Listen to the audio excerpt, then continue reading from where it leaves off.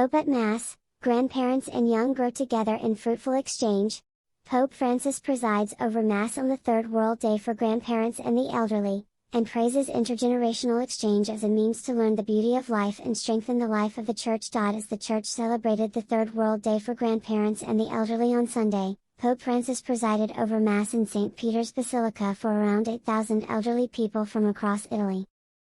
The theme for this year's iteration of the World Day is His mercy is from age to age, recalling a passage from Luke's Gospel. In his homily at Mass, Pope Francis reflected on each of the three parables recounted in the day's Gospel reading, focusing on the common theme they share of growing together. Wheat and weeds growing together.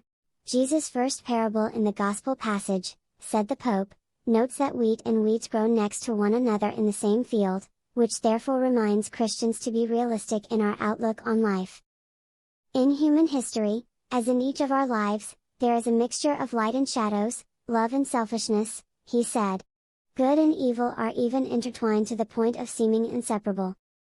He said that such a realistic attitude pushes aside ideologies and helps us realize that evil dwells not only outside of ourselves, but must also be confronted within ourselves.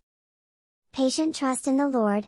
The Pope went on to say that Christians should not seek to uproot the weeds of evil and thereby pull up the good wheat through an impulsive and aggressive attitude.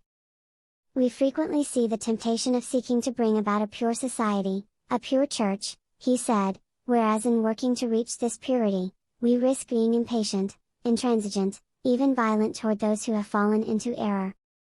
The correct attitude in the face of evil, said the Pope, is patience, which leads us to treat others with respect, and the awareness that the definitive victory over evil is essentially God's work.